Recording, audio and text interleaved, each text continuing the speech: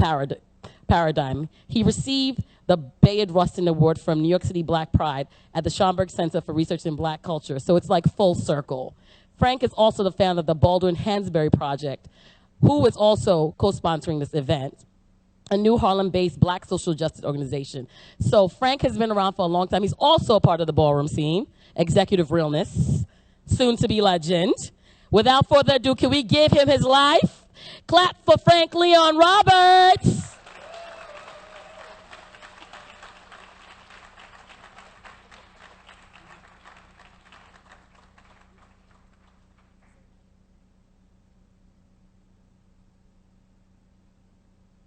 How y'all doing? Y'all all right? All right. You know, we come from that jazz improv tradition. We always improvising behind the scenes. Listen, I want to thank you for that warm introduction. It's such a blessing and an honor to be here. Can you hear me all right? Yes. Okay. How about now? A little bit better? Yes. Okay. Turn me up a little bit? Okay. It's such an honor to be here this evening at the Schomburg Center for Research in Black Culture. You know, they say it takes a village. And when they said that, they weren't just talking about what it means to raise a child. They were also talking about what it means to put together a good symposium, right? So we want to thank all the villagers who helped make this evening happen. One villager in particular deserves special thanks. My co-organizer, Aisha Diori. Without this event, couldn't have taken place.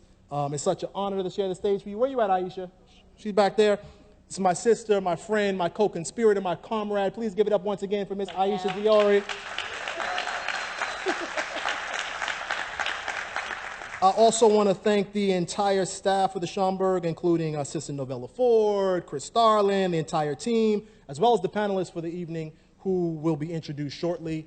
I told you we come out of that jazz tradition. There's always improv going on. So we have a change in the panel. We'll talk about that in a second.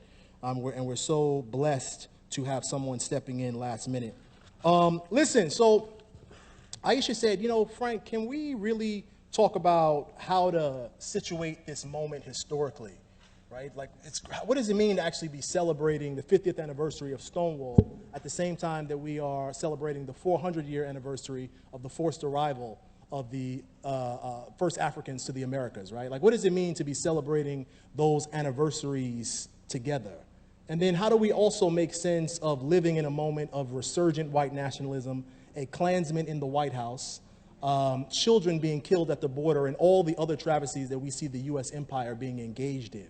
That's the kind of Stonewall tradition I come out of and that we're going to sit in today. Is that cool? Yes. Is that good? So what I want to do really briefly before setting the panel up is talk about what I would call the 4 lessons of Stonewall and the 5 lessons of this moment, right? The 4 lessons of Stonewall and the 5 lessons for this moment. You know, one of the things we know, just in terms of how do we situate this moment historically, one of the things we know about how white supremacy, and you know, I got that preacher tendency. I like to walk across the street to make sure y'all awake, okay? All right. So, you know, one of the things we know about how white supremacy and anti-black racism tend to function historically is that there's always that period of progress followed by the swift and virulent backlash, right?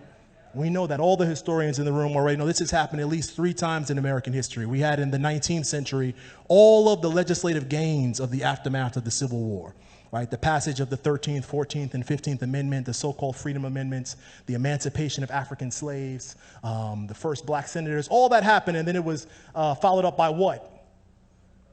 Post-Reconstruction, right? The next 50 years of state-sanctioned lynching, the birth of the Ku Klux Klan, et cetera, et cetera, et cetera. Fast forward to the middle of the 20th century, we had all the legislative gains of the civil rights movement, the Voting Rights Act, the Fair Housing Act, Brown versus Board of Education, et cetera, which was immediately followed up by what? Reagan, Nixon, the Southern Strategy, the war on drugs, which was really a war on black people, because let's be clear, if they wanted a war on drugs, they could have started at Columbia University, or they could have started at Yale, but instead they started in Flatbush in Brooklyn, right? They started in the hood, so we know the war on drugs was really a war on black people. And so what am I getting at? We are essentially living in a third Reconstruction, right? So the question really for us is, what does it mean to be celebrating Stonewall in the context of a third Reconstruction, this backlash moment? I don't know if where you all were for Election Day, but here in New York, Election Day felt like a funeral, right? We were mourning, right? We were like mourning for a country we could have had, a future we could have been building, a president we should have been welcoming. But I always say, for me, there was one good thing that came out of Election Day 2016. That on November 8th, 2016, when 65 million Americans decided to vote for a reality television star with no legislative experience as their next commander-in-chief, there was one good thing that came out of that. And here it is. America told the truth, right? America told the truth. It told the truth about the way it feels about women. It told the truth about the way it feels about black folk. It told the truth about the way it feels about disabled folk. America told the truth. It told the truth about the way it feels about immigrants. It told the truth about the way it feels about a woman's right to choose. It told the truth about the way it feels about a movement for black lives and a movement for gay liberation. And so now that America has told the truth, what are we going to do about it? That's really the organizing question for this moment and for this panel, with the we being we as queer people, we as black people, we who keep our eyes stayed on freedom. What are we trying to do in this moment? And so for me, we start by reaching back to talk about what are the lessons of Stonewall, and our panelists are going to talk about what their personal lessons are. For me, there are at least four. Number one, I think that Stonewall reminds us that as queer people, we have a moral commitment to being troublemakers, right? We have a moral commitment to being troublemakers. Part of the problem of what happened after Stonewall is we witnessed the kind of mainstreaming, which was really the white streaming of gay liberation, where it was like this corporate thing where it's like, now Pride is being sponsored by like Bacardi. It's like, wait, what? How did that happen? So part of what we have to remember, one of the lessons of Stonewall is that we have a moral obligation to be the disruptors. And that's why we have the disruptors in the building tonight to bless you with knowledge. And so for all the young queer activists in training out there, I would say that one of the lessons of Stonewall is that if you want to have your names written in the history books, you've got to be willing to be a problem. You see, Marsha P. Johnson, she was a problem. Sylvia Rivera, oh, she was a problem. Right? But also James Baldwin, he was a problem. Bayard Rustin, he was a problem. If we want to actually go towards political revolution, we have to be willing to be troublemakers. We've got to be willing to be a problem. That's lesson number one from Stonewall. Lesson number two would be Stonewall is not simply a part of LGBT history, it's also an important part of black history, which is why I said we have to do this event here at the Schomburg. The Schomburg has to host an event on Stonewall because too often we narrate Stonewall as LGBT history, forgetting the black radical roots of that riot, right? It's crucial for us to be able to link Stonewall to a broader history of black radicalism, particularly the history of police abolitionism.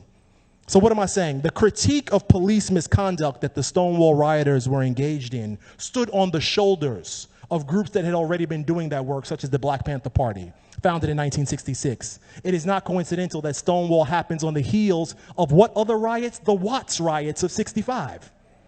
So part of what has to happen is we have to reframe the way this populist narrative, oh, it was, you know, drag queens and queer folk got tired one night and went into the streets. It's like, actually, no. What really happened was the black people had provided an energetic invitation for taking the streets, and that 1969 comes off of a decade's worth of activism led by black people around the question of speaking truth to power against police misconduct.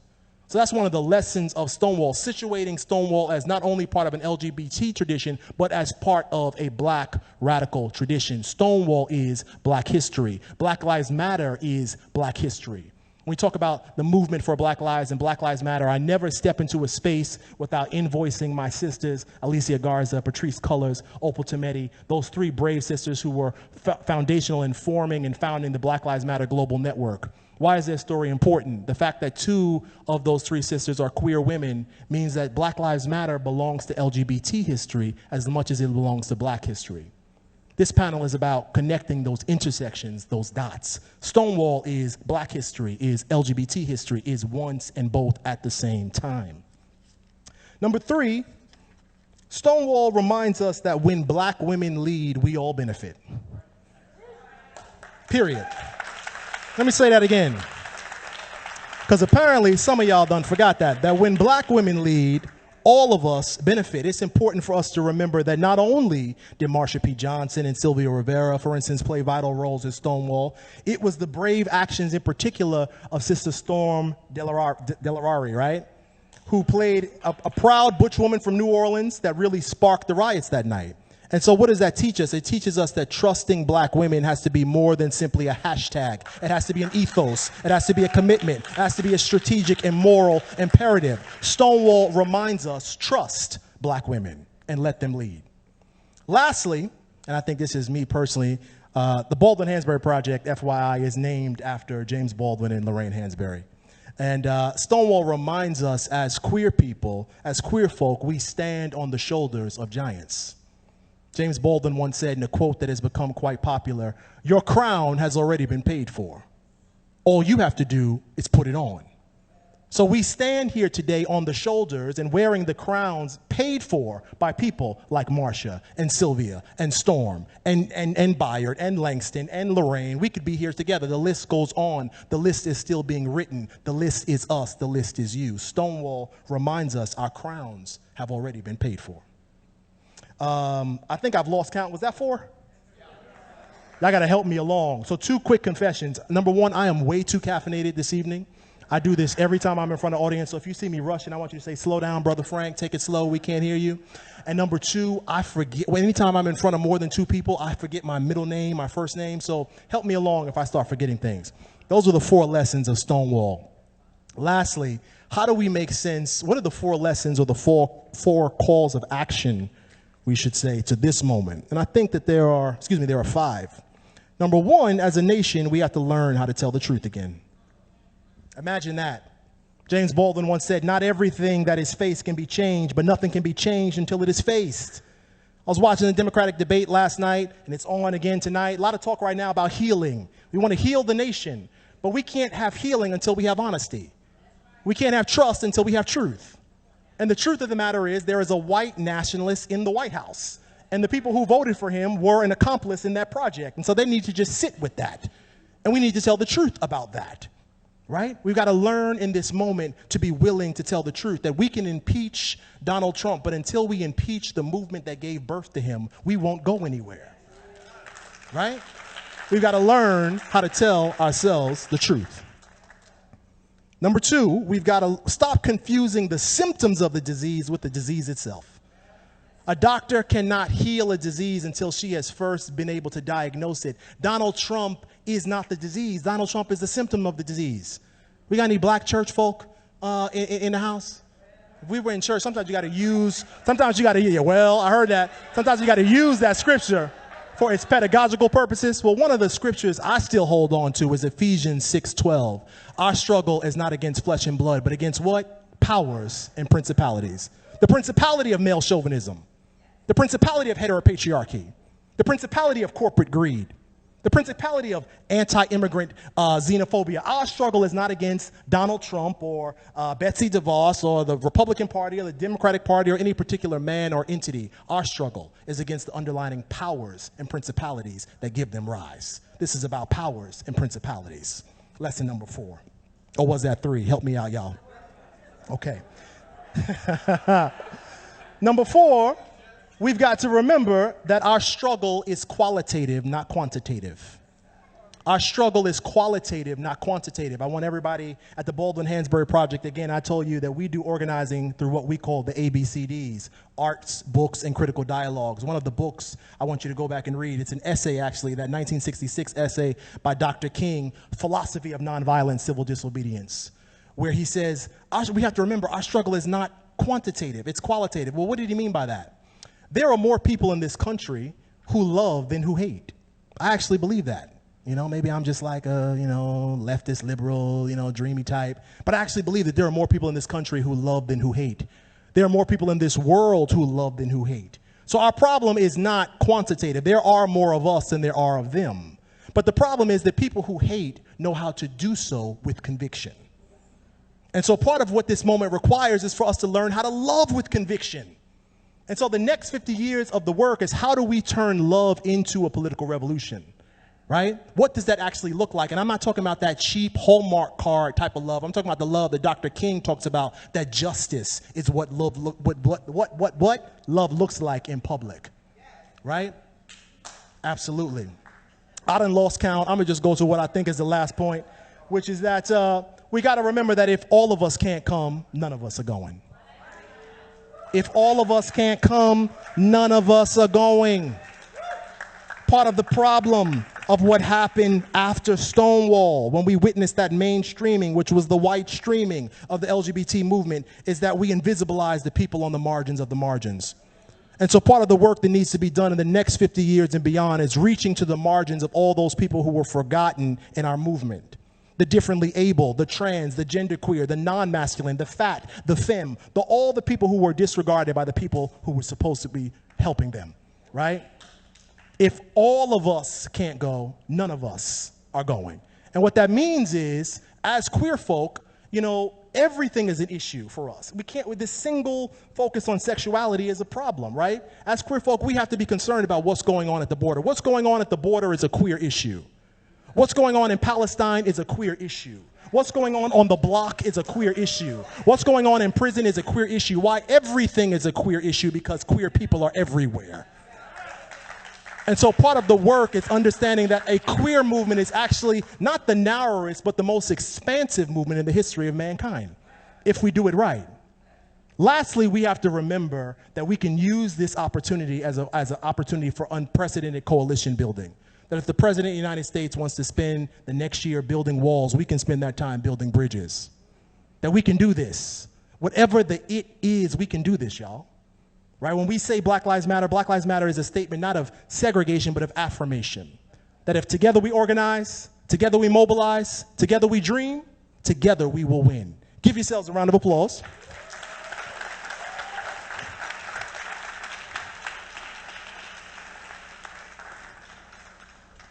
What we're going to do is we have assembled quite, what do you call that? What do you call them little boards? A smorgasbord? What is that thing when you have all the sampling? That, smorgasbord, right? We've established a display, a platter, if you will, of some of the country's leading organizers doing this work on the front line. One change to the schedule. Unfortunately, at the very last minute,